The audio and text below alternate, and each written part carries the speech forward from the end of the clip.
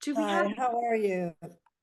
Hello! It's wonderful to see you. We were just saying a quick hello to Lauren there, who's brought you to us and looked after us so well behind the scenes. Thank you so Thank you. much for coming to us here this evening. I know you're an incredibly busy lady. Oh, well, thank you when I saw your letter, and I apologize for the fact that the team didn't see it when it first came in, but when I saw it, I said, no, this is right up my alley. These are my people, clearly. So, of course, I'm glad to be with you. Thank you for having me. Oh, not at all. And they really are your people. I'm still letting some people in, Marianne, if that's okay with you. We've a huge when I sent out the letter to say that you had got back to say that you would come and speak with us this evening, instantly I had wonderful emails and letters back from people telling me that they do your daily A Course in Miracles program and that they have read so many of your books and they enjoy your gorgeous YouTube videos.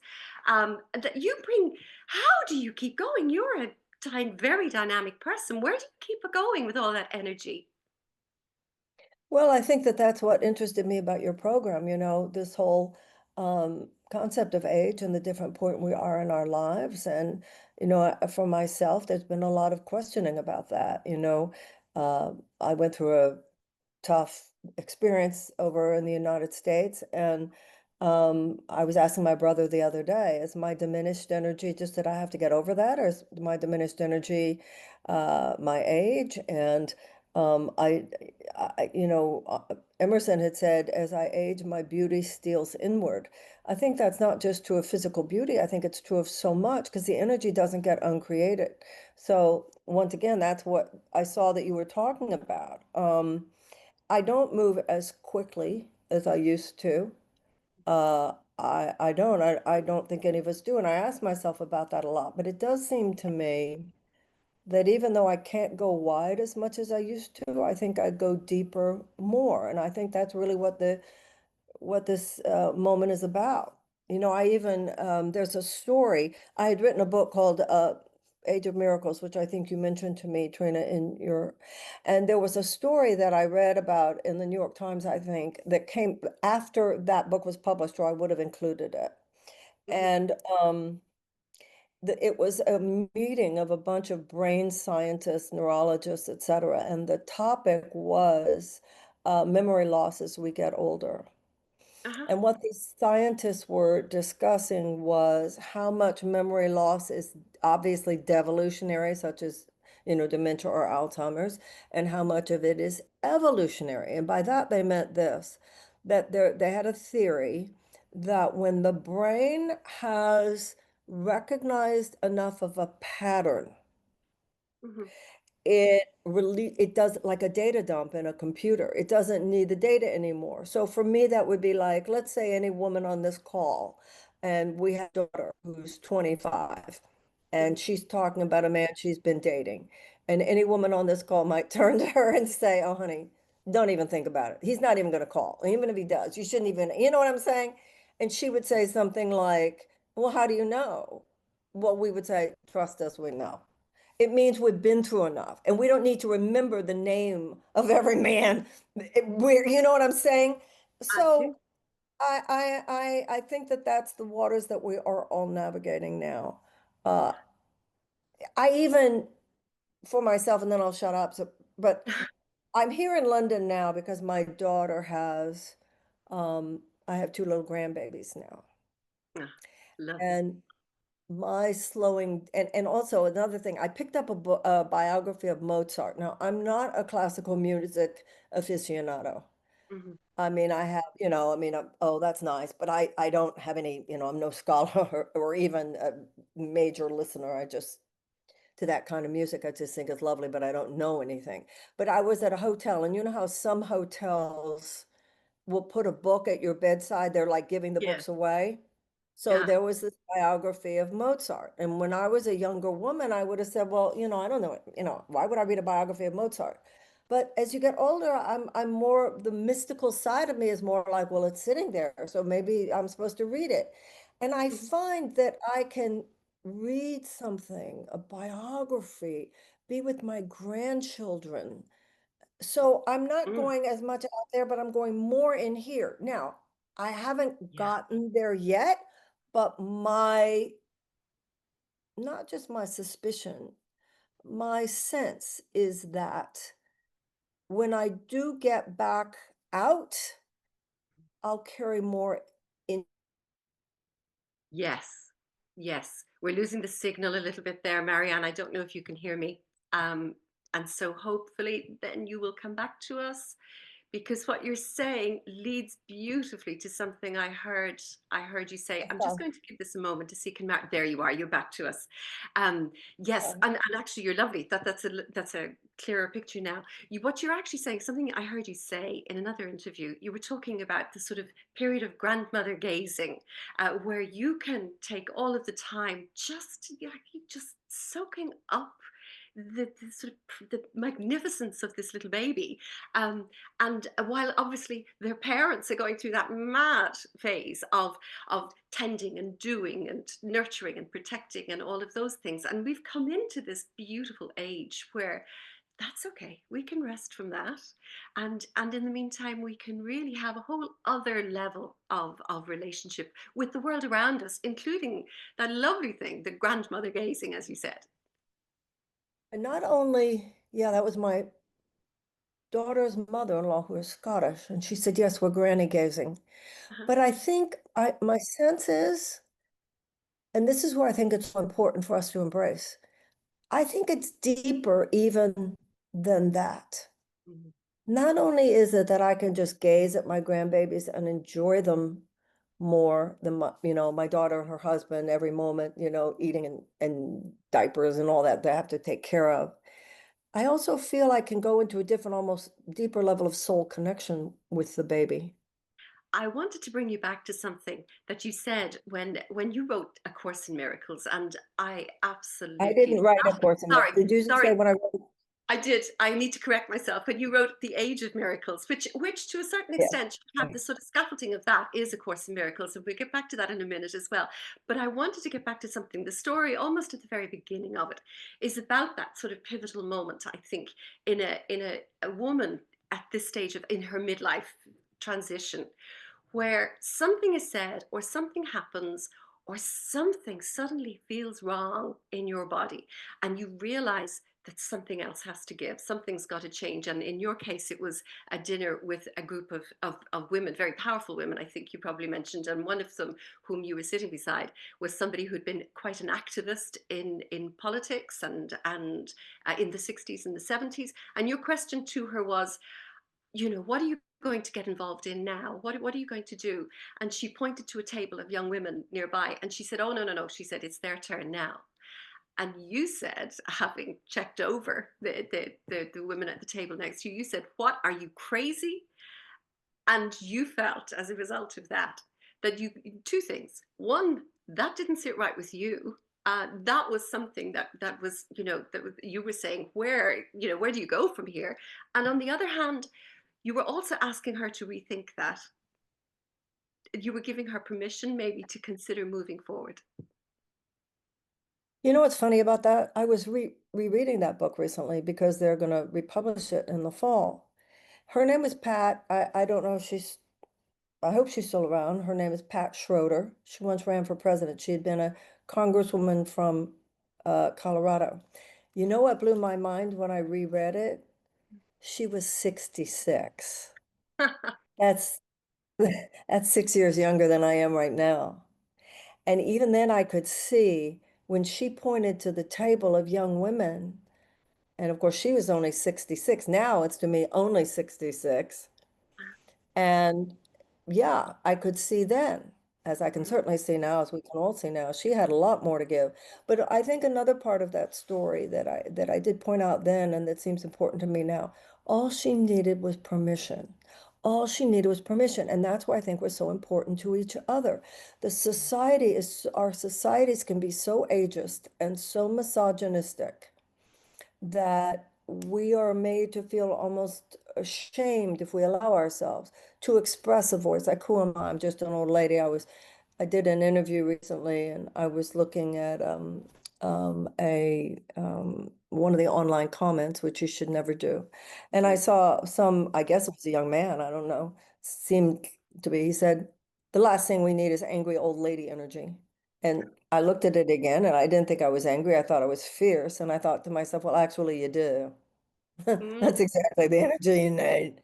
And I think that that to me, the main point of groups like this is that we must, when two or more are gathered, there's a resonance of the thought. And the Course in Miracles says idea grows stronger when we're shared, that we have to stand with one another in not in opposition to, because there's nothing to oppose. We simply have to stand in conviction that these are our wisest years, our strongest years, and that in fact this is the level of knowledge that's most needed if the world is to save itself in time. absolutely. And to see women such as yourself, and to see women such as, in fact, I've only picked this book off the table this afternoon, that Dr. Gladys McGarry's book, The Well-Lived Life. She was 103. She only passed away a few months ago. 103 when she Wait a wrote this minute, book. did you just say, who did you say? Dr. Gladys McGarry, A Well-Lived Oh, Life. yes, yes, yes. Do you Uh-huh. know of her? Yeah. Yeah, Yeah. 103 writing that book, and the wisdom, the incredible, every word is it's pure nugget of gold. And so we do absolutely, because when people say, oh no, it's their turn now, or in my case, a friend of mine who was is a most astonishing woman and has broken the glass ceiling through and through in the business that she's in. And then one evening, a few years ago, I heard her say that she wished that she had learned to play music. And I looked at her and I said, why don't you learn now? And she said, in a heartbeat, oh no, it's too late now. And when I heard that, it wasn't just for her that I was sad. I was sad for me. I was sad for all of the women I know. And it was the thing that sent me off going, I've got to get to the bottom of this. I've got to find out, why do we say it's too late? I've missed the boat. It's and really it's simply repeating those stories that we hear.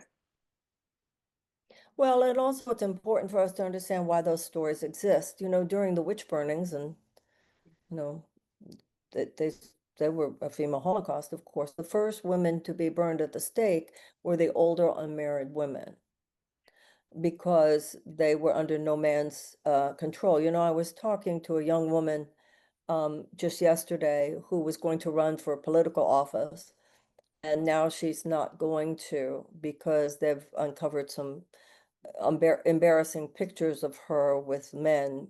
Not that, they're not obscene pictures. They're just, they're being used against her. And I pointed out that nothing is more threatening to the patriarchy than the sexuality of a young woman and the fierceness of the older woman. Mm, And so we weren't made invisible for no reason. mm. I saw a lot of that in my life over the last couple of years. They want to get rid of you from the conversation for a reason, and that is because if women of all ages were truly to speak our truths, then the world as it now exists would fundamentally change, and that's why it's so important that we do. And do you think it is? Do you think that there is a change afoot?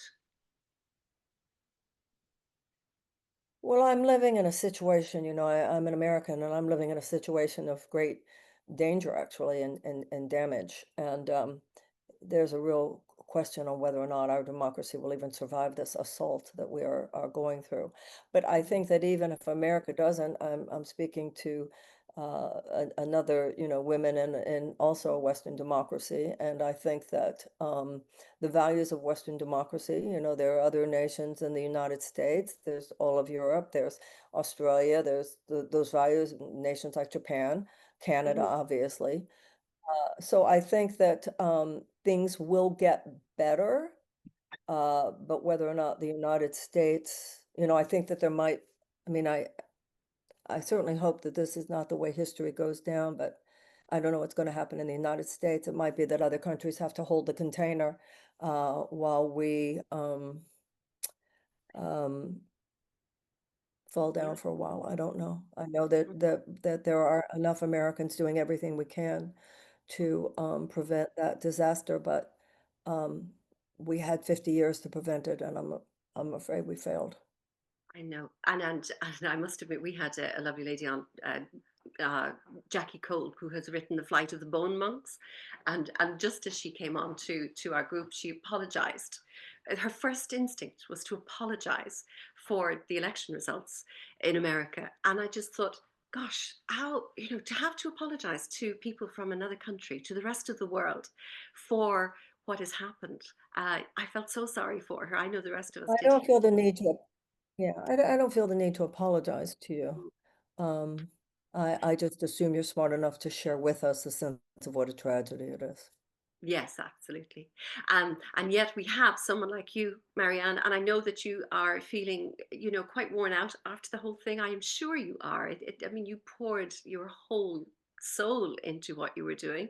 At the same time, you have a brand new book that you've published coming out, The Mystic Jesus, which is, Yes,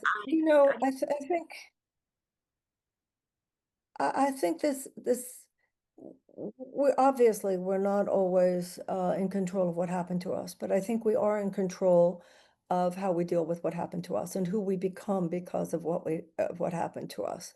And I think that, enough time has gone by for me that it is now my own responsibility whether or not to claim that energy. And I also think, and this is another issue for us as we age, nature's grace period is over.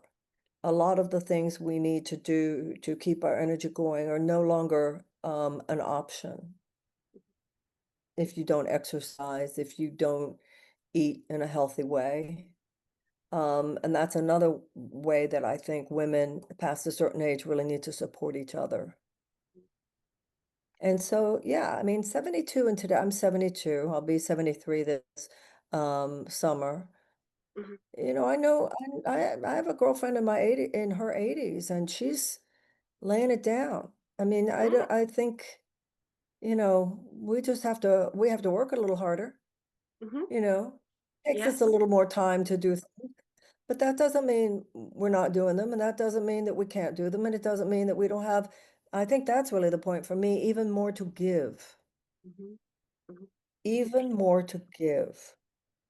Well, it's interesting you say that, because one of the things that you said that struck me as a wonderful sort of way of looking at things is that we get to a point in life where we honor the ancestors who've brought us this far, but also we move into service of our descendants. And I thought that's such a wonderful way of looking at things, and it's really in keeping with what you're talking about.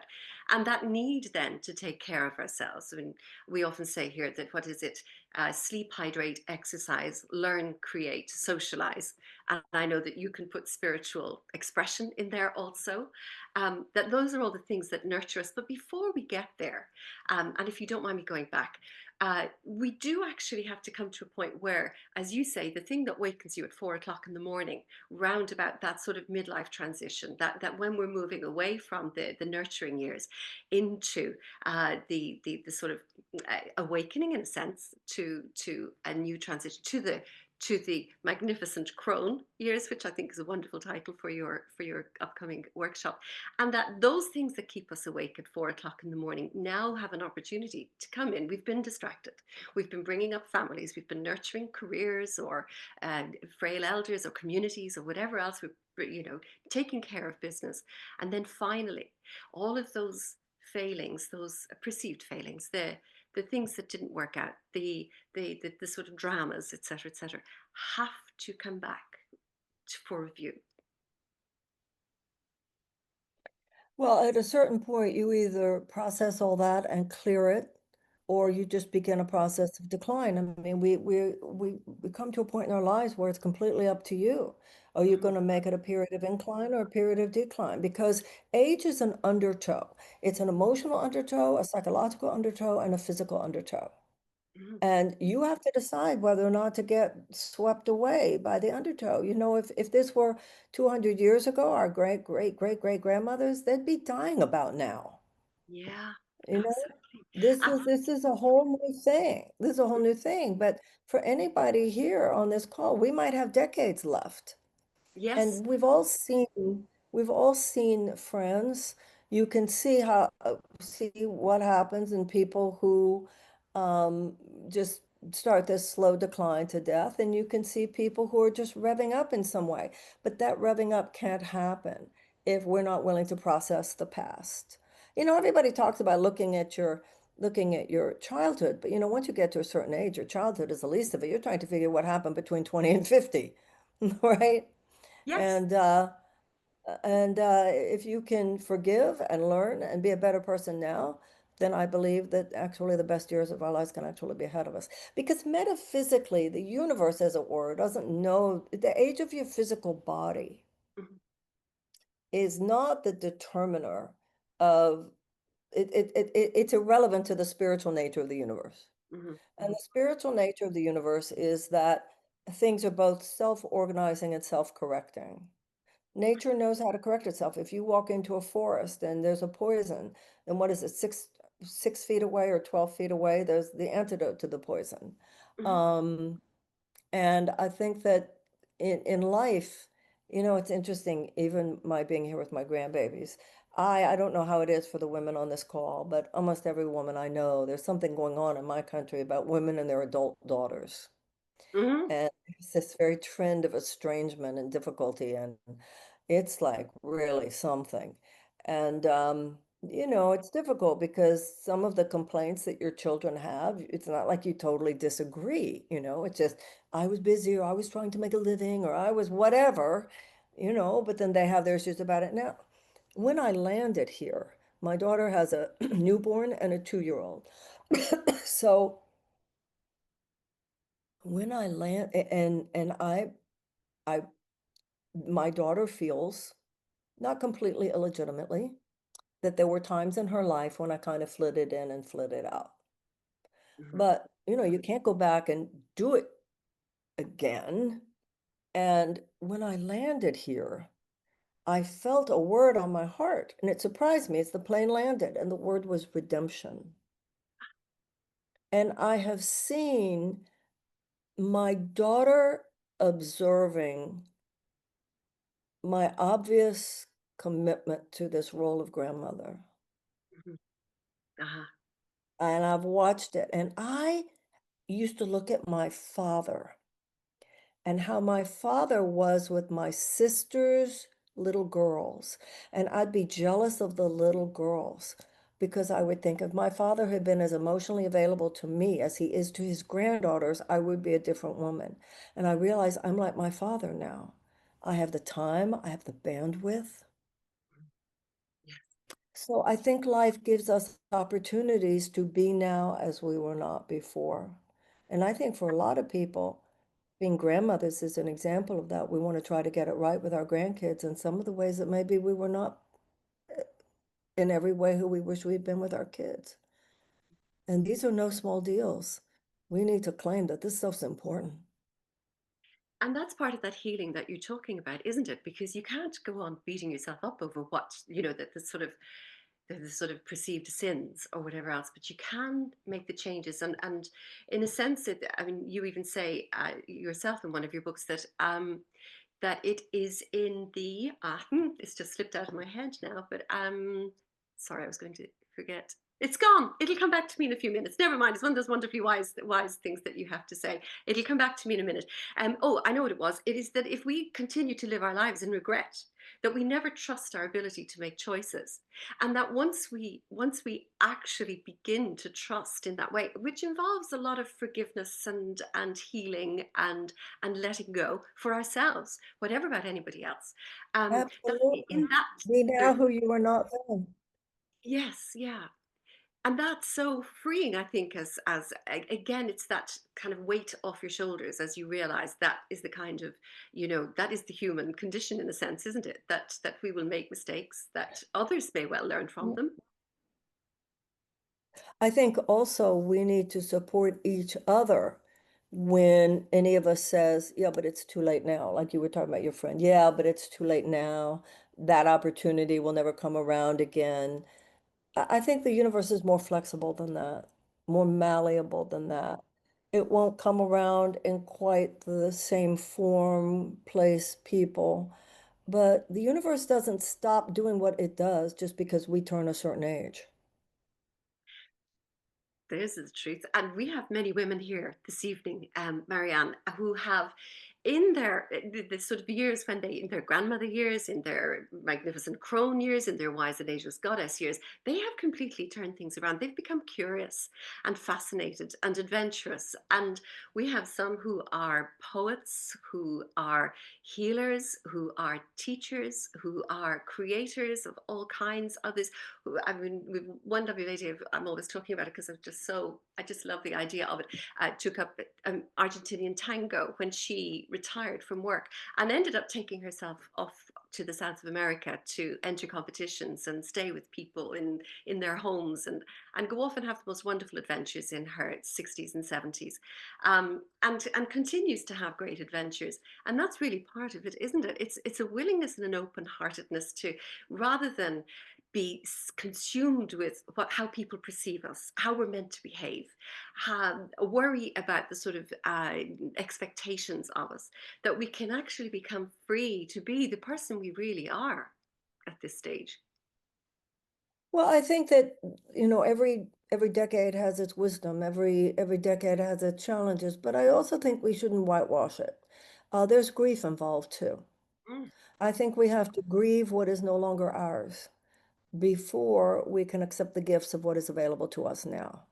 So I think there's grief, there's grief, uh, but then we begin to gaze into new possibilities. And by the way, I don't think it's only the 70s. I think it's the 80s. I know people in their 80s who are making it happen. I mean, all that stuff, there is no age at which it stops. But I don't think that in terms of our talking to one another and being of greatest support to one another, I don't think we should make ourselves feel ashamed for having to process the sadness and the fears of it either, especially as women, especially in a world where um, so much is based on externalities and so forth. I think it's all part of the process. mhm, mhm, And also, I think, I've been thinking a lot about this recently. When we were young, all you had to do is wake up, put on a t-shirt and a pair of jeans, and you looked great. And those days are over. But I notice that it takes me, I can only speak from my own experience, but it's worth the effort to claim visibility for myself.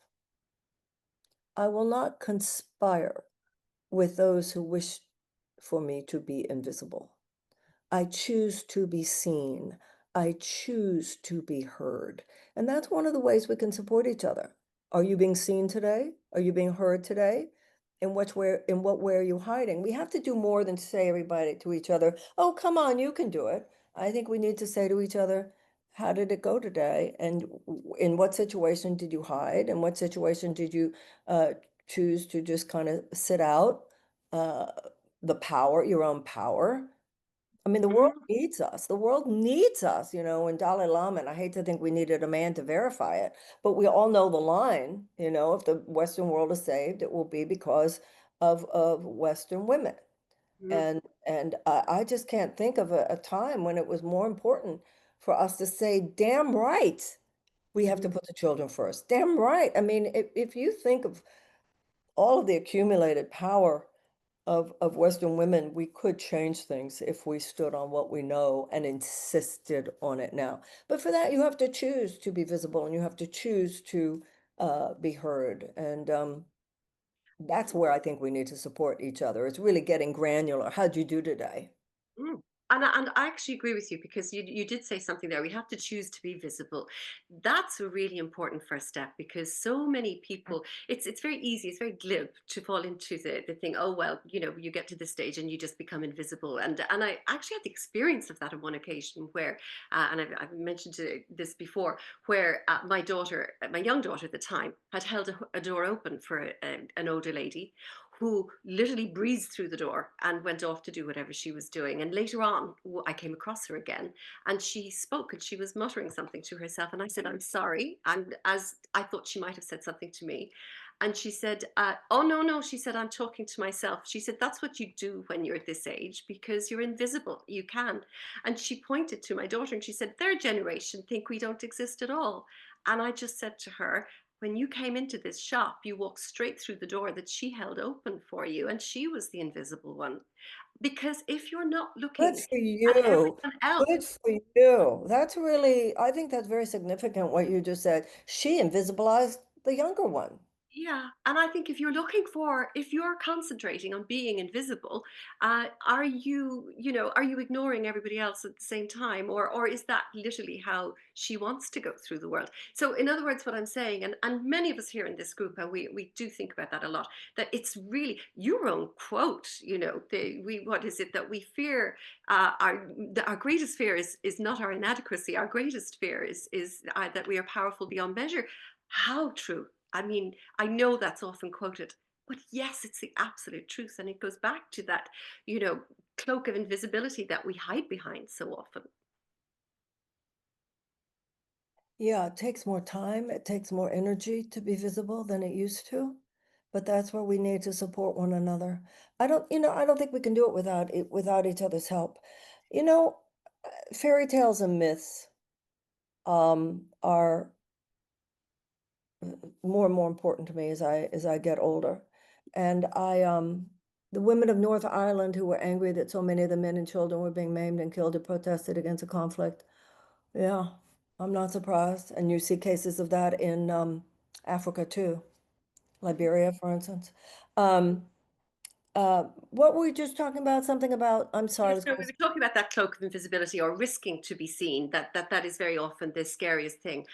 Do you want to have a look at some of the questions, though, Teresa? yes, it's very Yeah. interesting. So Teresa said, Okay, Marianne will be speaking in Dublin. Oh, thank you for that.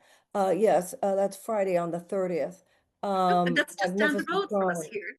How do you challenge without condemning? This is so interesting that you say that. Do you think that your drop in energy might be to do to what is happening? Okay, first of all, how do you challenge without condemning? Notice a man is seen as challenging and a woman is seen as condemning. I mean, if any of us, anybody's ever had a teenager, right? And usually it's something around sex, drugs, or alcohol. And you sense that there's some activity that would endanger them. Something fierce rises up in you. That will not happen in this house. Well, it's the same with our countries. It's the same with our planet, that fierceness. But so often that patriarchal prejudice will call that leadership in a man and anger in a woman. Mm, So we say without condemning. You hold you have boundaries in personal behavior, you have boundaries in political behavior. You're setting your boundaries and you are holding people accountable. But once again, the angry, especially for older, angry old woman. mhm. I think at a certain point, the ego is in not speaking up. Yes. So Mhm, I think that Um, yes, the issue of, oh, she's angry, she's not doing her Course in Miracles anymore. Um, the idea, if someone is opening the door to your house and coming in to do something terrible to your children, mhm. you say no. Sometimes love says no. And I don't, I don't think that that is personal condemnation. That is standing up for the children of the world. Do I think a drop in energy might be to do with what's happening? Absolutely. I know it is. Americans are just so depressed right now about what's happening. It's true. This is just so yeah. But that's all the more reason we have to hold each other up as conscious Americans, because I see people just saying there's nothing we can do. I see people saying, I don't even want to look at the news because it's so depressing. Well, that's not the way. Mhm, mhm. So we have to support each other in speaking our truth. This is no matter who we are, whether we're women or not. Yeah. So important also for women in our 30s to see women older than us who are empowered and motivated to do what they think. Yes, I think so too, Sonia. I remember my great aunts, my grandmother, my great aunts, that generation. So I never saw any of those women not dressed up. These were Mm, women who had immigrated here as children from Minsk and Pinsk and Belarus and terrible immigrant stories. And they were always dressed. They were always just women in that generation. You'd never see them schlumping. And where were they going? To my grandmother's for dinner. Now, when I was growing up, I didn't know that was unusual, but they saw holding the space of aunt and grandmother as a big deal. And the community, the family, the society saw it as a big deal. That's part of the problem we're dealing with. I don't know how it is in Ireland, but in the United States, there's been such a breakdown. Like, I've talked to my girlfriends, we'll say things that our daughter said to us we wouldn't have dreamed we could even allow to say to our parents. So there's a lot of repair work to be done. I also think sometimes younger people say to me, well, who are our role models? I said, have you asked your grandmother recently the story of mhm. her life? Have you asked your grandparents what they lived through? And I also think in terms of those who are older, we feel like we're not being respected. Well, we have to behave in a respectable way. And I think that's what Sonia's saying. I do feel in a situation where I go in knowing that I have to counter the undertow. I will go in claiming in every aspect of my selfhood as I try to present myself, oh, I'm here. I have a voice. I have wisdom. If you can't wait as a woman of any age, you can't wait for other people to give it to you because the patriarchal prejudices have lasted too long. And once again, that's why I think that that's a way in which we have to really support each other too. Mhm. And you did that in a Oh, sense. may I? Oh, I'm sorry. I want to say one thing about the myth. Yes. Okay, what is it? The three old wise women, Hmm. and they live in a house on the edge of town. And they have a big cauldron. And of course, the witch image, they used to be called wise women. And of course, it was projected onto the witches that they were ugly, right? Because of the fear of the power. Mm. So the woman has the cauldron and she's got a big stick and she's stirring it. And then a young traveler, usually seen as a man, but it could be a woman also, a young person comes to visit, stops by the house. And the old crone takes a cup and she fills the cup with something from the cauldron and she hands it to the traveler. Well, I realize now what that's about. We're on the edge of town, meaning we're not quite attached to the town like we used to. We're on the edge of it. We're here, but we're not that impressed anymore. We've been there, done that, Mhm, mhm. right? We've been there, done that. We're now in, like my friend was visiting some of his friends that he had grown up with. They had partied hard years ago, and they were at their house. My friend was visiting this couple who was best friends. Their daughter came in, and she said, "You guys are so boring. You never go out." And they all three said simultaneously, "We were out, and now we're in. We don't live on the edge of town. We don't need to do that." But this is the thing I realized. That woman is stirring her life experience. We're spending time digesting what we just went through for the last 50, 70 years. So then, because we stir it and digest it, it becomes medicine for those who are traveling and who are younger. Excellent. Yes. So they come visit us. Here, take some medicine, meaning learn from me, learn from the mistakes, learn from my failures. And I see that a lot. I see it politically. The Course in Miracles says some of your greatest failures you thought were successes, some of your greatest successes you thought you were for your failures. The only real failure in life is to fail to learn from something. Mm, There's so much we can teach people who are younger, not just from where we succeeded, but from where we failed too. absolutely. Beautiful. And that is to my daughter that you've just answered that. That Sonia is my daughter. Thank you, Sonia, for asking the question. But it is true. And I saw a quote I sent to her the other day, which was, if I sound like I'm always lecturing you, It's because I've made the mistakes, and I'm just trying to save you the bother of walking into the same kind of problems and mistakes that we've done. Um, Teresa, oh yeah, sorry, Teresa, you said thank you so much for mentioning that. It was the women of the north of Ireland, and it was also the women fruit stackers in Dunstores who began the whole South Africa sanctions against fruit coming in from South Africa because and anti-apartheid uh, sanctions. Emer said, fully understand the invisibility hiding, but pushing through is worth it. Yes, and that is what you're saying, Marianne, that we stand up for each other and support each other and encourage each other. Because so often, if there's somebody here in this group where there is something stirring, there is something rising within them, there's the desire or longing of themselves to come through, whether it's as a creative, as a, to be in service in some way, to share their wisdom. Very often they just need a little bit more encouragement, and that's it. That's the important thing. To stand back and allow that come through is really good. And we can tell. Forgive me, I'm taking your platform. We can use as many words as we like to encourage that, but in actual fact, it is the example that makes the greatest effect on people. Sorry, Sonia. Mum did say that. Oh, I did say that. And Kira, do you have unfinished business when it comes to your political career? That's a great question, Kira. Do I have, say it again? Do you have unfinished business when it comes to your political career? Well, my challenge with that is to process my own hurt, trauma, pain, chip on my shoulder, sense of victim.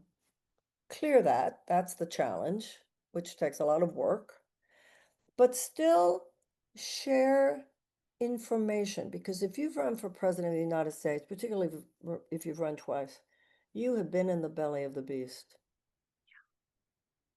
And I think there's some things the American people need to know. Mhm. But if it's all through the filter, what they did to me, then I'm nullifying my own power. Yes. You have to clear your own emotionality around it.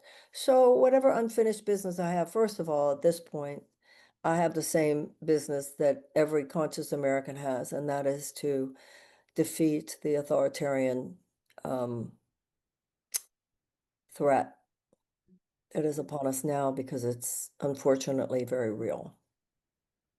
And you are doing so much about it. Your social media posts and your YouTube videos are fascinating. They're, in a world where we're looking for truth, at least yours is standing sort of strong. And we are getting, if ladies, if you go to Marianne's YouTube and TikTok and Instagram, you highlight different things for people to come and see. You don't have to say anything; it's there for all the world to see, and you're simply highlighting it. But can I ask you something?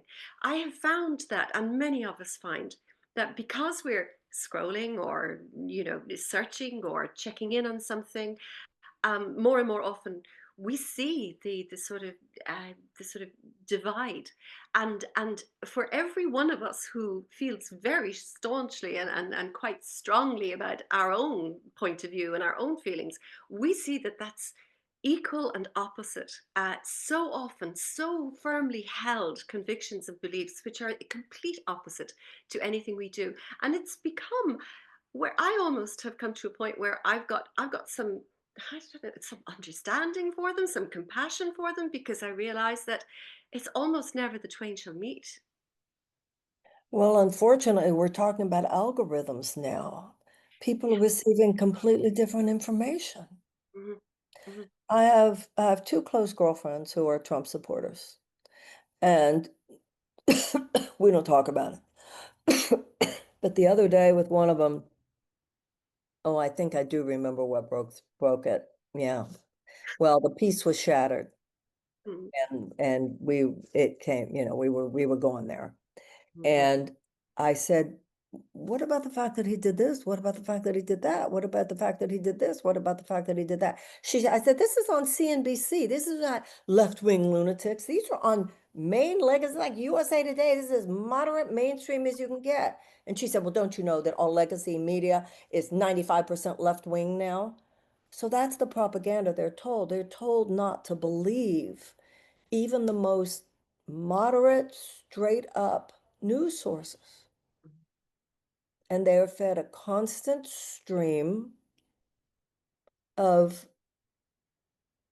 narratives. Now, I'm not saying the left doesn't have its own BS, because it does. And at this point, I see extremism on the left too. I don't care, extremism on the left or the right. But you can't even have a conversation with her about stuff. You just tell her straight up facts. Yes, he had the cryptocurrency meeting. Yes, he put these, it says 50% tariffs on European nations. I mean, he's just out of his, but she can't discuss it on the merits because that's not the information that they're getting. Mhm, mhm. And you can see it, and you can see it clearly. And when you come to Ireland this weekend, so you're just popping over from the UK, which is not so bad. Wear something warm. It is freezing. You have much better weather there than we have here at the moment. Um, you're coming in on Friday, and will you? Can we expect to hear you talking a little more about this and a little bit more Well, about? you know what I want to talk about, and I remember when I was in Dublin last, I remember there was a lot of curiosity about American politics. Oh yeah. And so on that, I think it'll have a lot to do with where I feel the audience wants to go. My larger conversation is that none of this is happening um, outside the context of the larger evolutionary challenges of the human race. And that in the 21st century, unlike the 20th century, the paradigm that dominates the worldview is far more holistic, far more whole person. I'm fascinated by people like Mahatma Gandhi and Martin Luther King Jr., who said that in order to change the world, we must change within ourselves. We must be the change. So I want to start with that understanding and the changes that have to happen within ourselves before we can change the externalities. Now, if in the Q&A people ask me questions about US politics and all of that, then I'm more than glad to go there. But I don't want to presume that that's what Irish people are sitting around wanting to hear from me about. Do you Oh, know I what think I'm you can. saying? I think you can presume that. I think that I mean, there's almost no conversation that doesn't involve. Uh, Well, you can imagine I have some things to say. we want to hear you. We want to hear you. The iPhone has said, "Do you feel there will be a woman president in the future?" I take it you mean in America, in the I USA. think there could have been before. Mm, I think yes. there could have been before. I think Hillary Clinton in 2016, I think that the DNC made a terrible mistake suppressing the candidacy of Bernie Sanders. If Mhm. they had not done that, I don't know who would have won the primary, Hillary or Bernie, but either way, the Democrat would have won. And I think with Kamala, this whole idea of practically appointing her was so ridiculous. So on one hand, is there deep misogyny in American politics? Absolutely. I mean, we all know about Mary Robinson, people like that. So there is a little bit of like, how come everybody else can do it and we can't?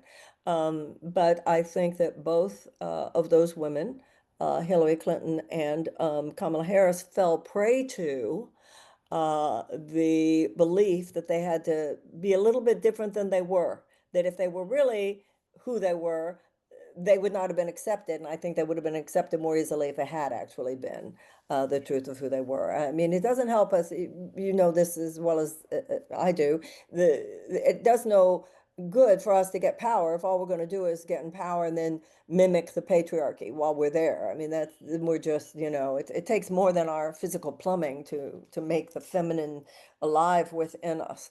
So I think that now there are forces within the Democratic Party saying, no, we don't want a woman because we tried that and it didn't work. But that's how limited their thinking is. Do I think the country is ready? Yes. And this is my fear right now. The way things are going, I wouldn't be, oh, I hate to even say this. I can't believe I'm saying it. It makes me so sad to say it. The way things are going right now, I wouldn't be surprised if the first woman president was a Republican. Okay.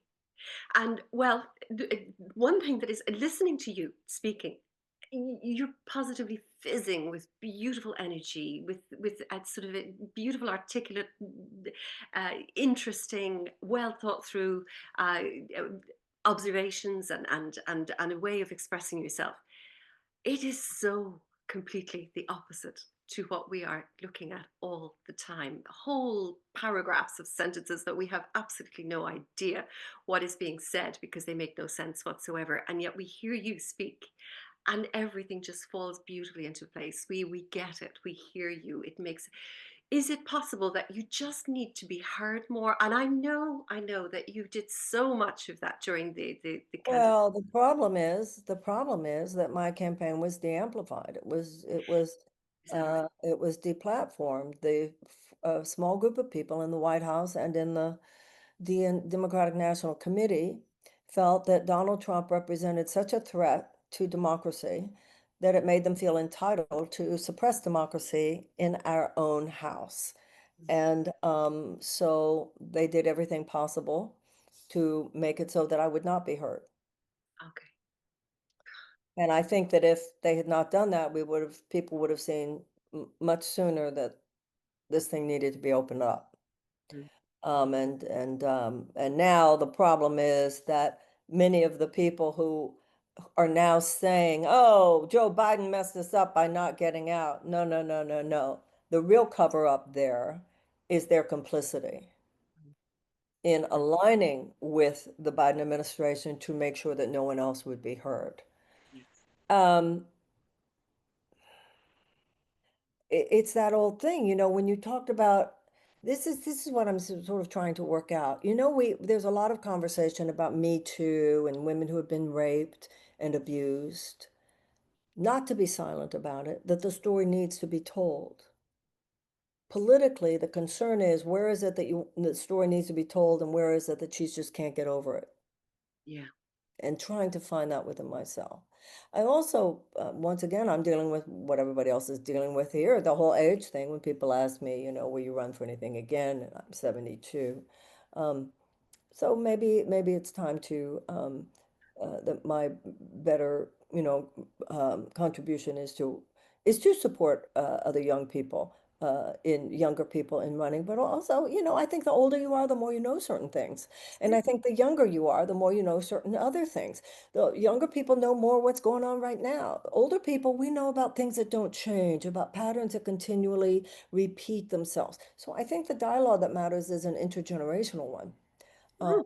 And I think, in light of the sort of age of the men who have been in power, you're just a sprightly young thing, Marianne. At this stage, you've got plenty of time yet to keep going. And I think also the fact that it. I may feel when you're in America and in the US at the moment that it's very much it's people are feeling this very great fear.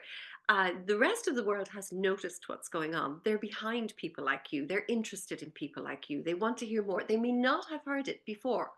I would have said to anyone who'd listened, this incredible woman, Marianne Williamson, is running for candidacy. But yeah. I feel now that there's a greater appetite to hear what you have to say, Well, actually. I said throughout my campaign, everything that you guys think is so left wing would be considered moderate in any other advanced democracy. Mm, I mhm. mean, just the European mind is just more progressive than the American mind. So yeah, I'm center where you are, considered left, the same positions considered very left wing in the United States. Mhm. Well, and can we go to one more question, Marianne? Excuse me. How do we overcome the challenge? This is Lynn, lovely Lynn Hillary, beautiful singer, songwriter, poet. How do we overcome I've lost it, the challenge of being heard in the world where only the masculine traits are valued? How can we be heard as we really are, as women with feminine attributes at the By front? hanging with other women, by support groups. Mm, But I think we need each other right now. We need each other really badly right now. I mean, did you do it? What is the meeting you're going to today? Have you decided what you're going to wear? Have you decided what you're going to say? And then when they said that, did you go quiet? Did you say your opinion? I mean, we have to really bear witness for one another right now. I know that whatever I've done that was right politically was my girlfriend's who stood by me. And also another thing, which I don't know how it is in Ireland, but boy, in the United States, this is part of just what broke my heart. What they did to me in the United States was they smear and they make somebody appear radioactive. So then somebody else is afraid if I defend her, they'll say that I'm radioactive. And sisterhood, when I was growing up, like in the 1970s and the feminism of the 70s, we understood that sisterhood was part of this. None of us were getting there unless all of us get there. If they attack a woman, they're attacking you. So I think it's so important, so important. You know, when I get off this call, I have a call later this evening with someone who scolded me for running. And it's taken me 2 years to be able to write the email. Um, I did nothing, you know, because now so much is seen. And I think this person definitely sees it now.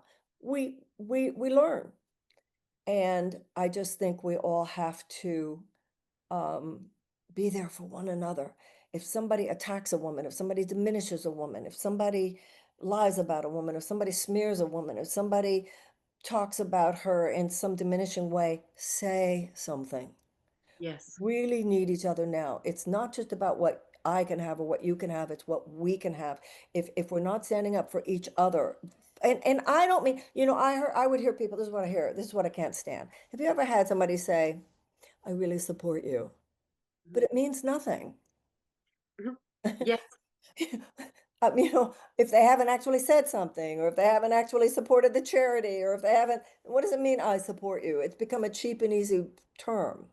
So Yes. I think we have to be fierce on each other's behalf right now. Oh, thank you for that, because I think we need that reminder as well. It's very easy to fall into a complacency. So that reminder is like you know, a spark, a little fire that we can all begin to light. We can all take away. And I can see heads nodding there.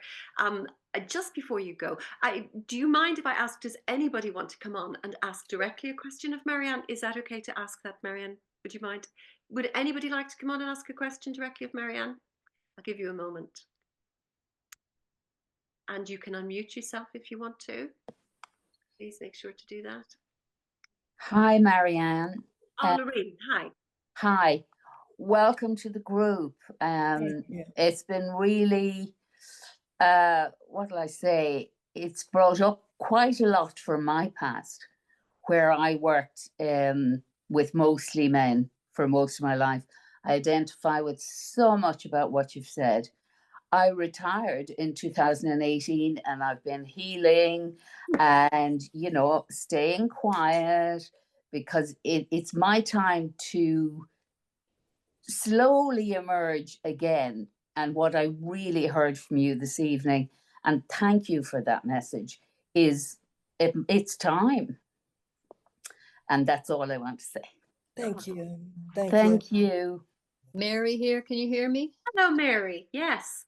The part of the discussion where you say you have to come out and be strong in your own power, does it take a long time to let go of the guilt feelings that you have when you begin to sort of be yourself and disengage from this, you know, the major caring thing that you did? Isn't there a little bit of guilt there for a while? You know, we cannot wait until we're all enlightened masters Mm-hmm. before we show up to try to save the world. Oh yeah. We're multidimensional people. And there are a lot of hours in the day. You know, you cry over things you have to process, and you go out and act on behalf of the children of the world. It's not either or. I don't think we can afford to, I mean, there's a certain period of time where you have to be, you know, it's the yin and the yang, the internal. There's a time when you know, right now, I just need to be healing from some things or whatever. But you do them all at the same time, too. I always say you pray in the morning, you kick ass in the afternoon. When you think of the people who have done truly great things in your country, in my country, and around the world, Yeah. the greatest things were not necessarily done by people who had figured everything out and only had happy lives. Yeah. They were done by people who, in many cases, were acting in spite of great pain, great suffering, and great challenges. Yeah. I think that's to me the point of strength. It doesn't mean, oh, I have everything I don't have any pain left, so now I can go out and serve the world. No. Yeah. And in fact, not only that, serving the world is one of the reasons that one of the ways that you heal. And if you feel that you didn't give enough before, or you feel guilty about not showing up before, show up now. Yeah. Okay. Thank you. Brilliant. That's how I Mary. feel. Thank you. And I love that you know it's not the people who've had it easy who are the ones who come out and speak. I see Maura has said you're a wonderful speaker. We'll have to campaign for you from over here. I completely agree. Thank you. We Thank you. you I are the know. Irish women. We get It was going. so, people would like try to send us contributions and stuff from Canada and Europe, and we would have to send them back because it's not legal. But it was very clear to me in many cases that I was heard more because, once again, Europe is a more, you're a more progressive, you know.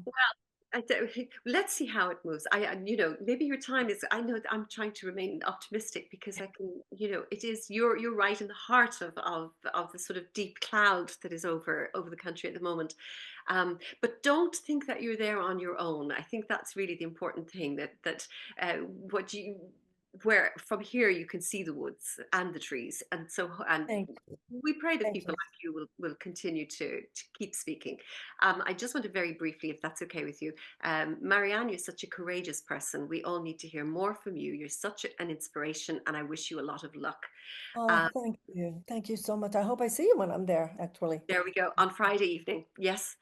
Elaine Dowling, thank you so very much. Great to listen to you. Very thoughtful and insightful for me. Thanks, Elaine. Joan, absolutely agree. Eva, thank you so much, Marianne, for taking the time to speak with us and for organising. And I want to thank Lauren for that. She was great. Teresa, what a wonderful time it has been listening to you, Marianne. The best of luck to you in the future. Maura has us. She's going to get us all organised, and we're all going to be making sure we contact all our Irish American families. Sonia is saying, I have seen that men recently, since the Me Too campaign, feel resentment and use that to assert their power. And have you come across this? Using Me Too, I suppose. Sonia? You're probably suggesting that if they are telling women that they're pulling that card or they're using that card, and that men are resentful of the Me Too card. Well, I I don't know. If yeah. I understand what you're saying, I have to say that some of the most misogynistic attacks that I experienced were from women. Oh my gosh. Mhm. I'm not I remember surprised, Marianne, I as remember well. and Yeah, to that hear that. included European. There was I did an interview with the BBC, and this was during the campaign, and there was a woman on there who clearly thought she was in with the cool crowd attacking me, and the men seemed embarrassed by it. Oh God. Mm-hmm. And that was Yes. on the BBC. So unfortunately, misogyny, a lot of women have so internalized it. Absolutely. And well, can I a few more sentences? I do think that Sorry, that Sonia. when it comes to feminism, that the line has kind of blurred. Because to me, feminism is, we're here to support women, we're here to support men in all those kind of ways. But I do feel that since Me Too, unfortunately, there has been a breakthrough of people that have kind of used it to, I don't know, demonize feminism in a way. I don't know. I don't know And if that women makes sense to too. you. And women too. At home, I'll hear women say, it's not that I'm a feminist, but Absolutely. Yeah. I think that we want to remember a lot of these young men were raised by women like us. So I think a lot of young men are more comfortable with women in power. But where I feel some of the young men are still vulnerable is to the idea not that because we're women, we lack power, but the next one is the ageism issue. Mhm. And then you're back to and That so makes so much sense. Yeah, thank you.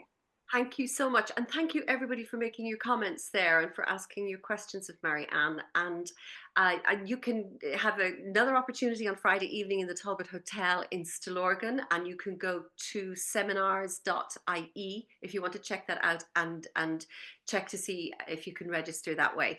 That's Friday the 30th. We're beginning a bank holiday here in Ireland this weekend, Marianne, and so it's a busy time. But it would be great to launch the bank holiday, launch our summer season with meeting you at the Talbot Hotel there, and I imagine you will have a lot of support. You've got so many books, it's such a high profile.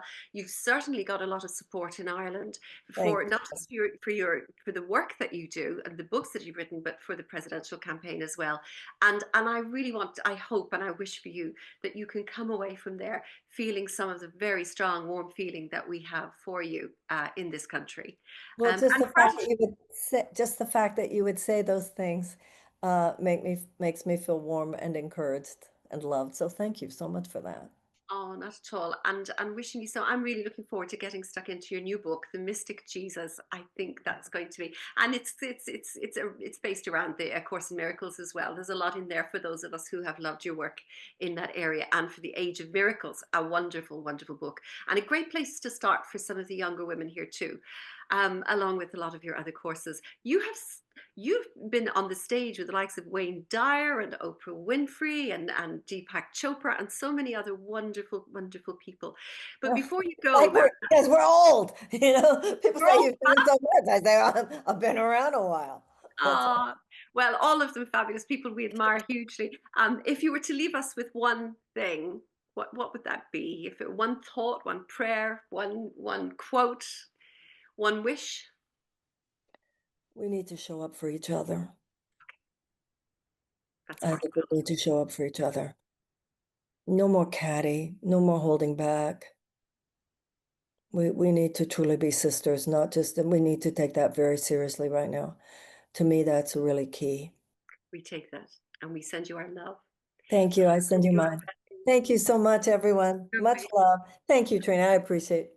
Thank you so much. And we wish you so much luck. We're sending a love. And thank you, Lauren, as well for doing this. Take that with you and know that you have our blessings. And we wish you so much luck and love. Thank you. Thank you so much. Bye-bye, everyone. God bless. Bye-bye. Bye-bye.